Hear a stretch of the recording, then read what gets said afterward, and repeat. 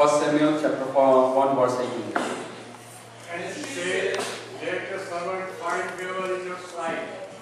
Then the woman went to her quarters, ate and drank with her husband, and her countenance was set no longer. No longer downcast, right? Isn't it amazing? This shows her faith in the Lord. Once she prayed to the Lord, and the servant of the Lord, Elijah said, okay, God is going to grant your request. And from then onwards, we see that her face was never downcast.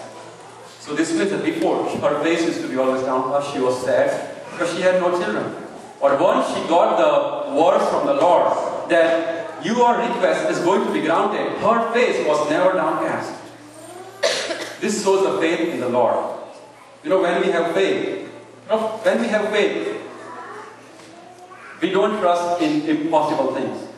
So we are always happy. But if you don't have faith, all the time in our mind, we'll think of negative things. Oh, what is going to happen?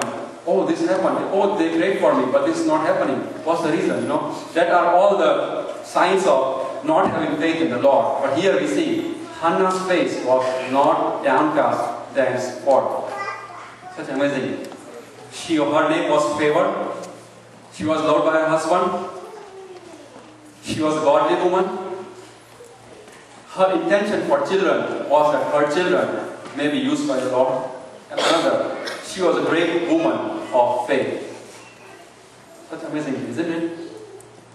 I was thinking in these days, how amazing, how good it will be if mothers, women of this country, of the whole world, let's put it, they are following footsteps of Hannah. Isn't it wonderful? If women follow this, and I think that, you know, this churches will be filled, and there will be so many missionaries out there, you know, that we don't have to sponsor any missionaries, you know, that will be time. But anyway, here Hannah, woman of faith, she is a godly woman.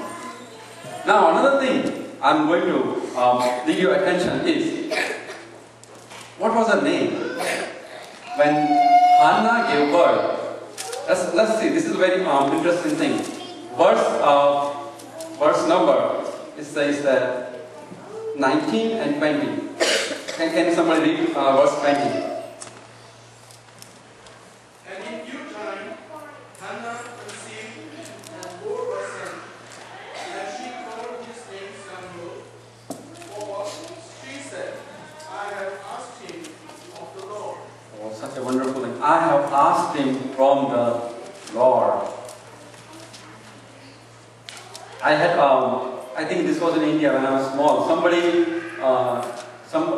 was pregnant, and I remember they called me and they said, Jimmy, you know what I'm going to name? I said, no. His name is going to be. They named him after a hero, actor, or actor of a movie. There's nothing bad, to name a son after an actor of a movie or something else. But the main thing is the reason behind that name. And I still remember they had named that son of some actor of a movie. And that when the son was little bit big, what he did was the same thing what movie actors do. And then time came, and the mothers and father were crying for the child. Oh Lord, what is wrong with my child? What was wrong with the child was their intention of giving a name to their son was not right. They followed the movie, they followed all those illusion things of this world, and they named the son after the name of that movie. And they forced those invisible characteristics of all the worldly things in their son. And the time came when they were crying for the child, like, Lord, what is going wrong? But they forgot the seed which they had sowed in their son's name was wrong. So when we name our son, that's very important. That what's the reason behind that name? That's very important. I don't say that it should be always from the Bible or it should not from a movie. But the reason of the name of our son is very, or our children are very important. So another good thing we see here is Hannah intended for a son because she wanted to give the son to worship the Lord forever. And the reason behind the name was something good. Because I asked him from the Lord. So many. So two women married to the same person. Both different. One was precious, not loved by her husband. No use. Her children has no destiny. We don't see anything good about her children here. Hannah, you see, God-fearing woman of faith,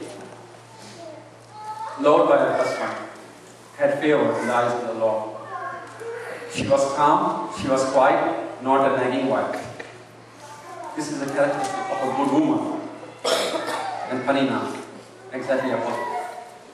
Now these two things just let us keep in our mind. Now we are going back to Samuel now. Let's remember this behind of our mind. Panina, Hannah, Elkanah, and now we come back to Samuel. Now the time came for Hannah or for Elkanah to go back to Eli and dedicate their son. You know, every year they used to go to worship the Lord. That was a part of the custom.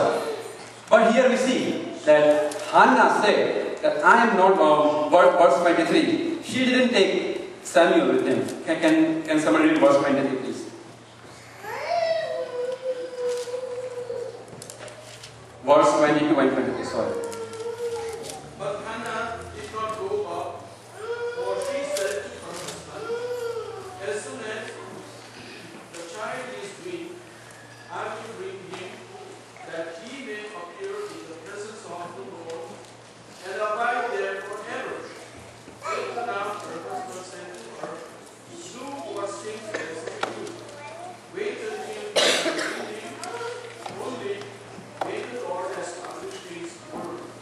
Okay. You know, she vowed to the Lord that she is going to present her son to the Lord. But when the time came for her to go, she said, no, I'm not going to go. The reason behind that was, she wanted to give the Lord the best thing. When she got the birth, her child was the child doesn't have any understanding when they grow up, when they are just now born, you know. But here she says that no, after my son is weaned for some years, then I'm going to go and give it to the Lord. So he can stay there forever. This is the wonderful, wonderful, wonderful characteristics of Hannah. She knew what she had vowed to the Lord. She knew what she had vowed to the Lord. She said, no, after a couple of years, when my son has understanding, when he is ready to worship the Lord, I am going to give her and present him to the Lord Almighty.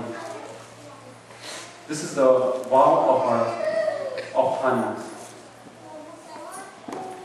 During those years, Israel, I think in Israel, the normal time to wean the child, to nurse the child was like 2 to 3 years. So I assume that it will have taken 2 to 3 years for Hannah to bring up their son. And the last verse of chapter 1. Can somebody read last verse of chapter 1?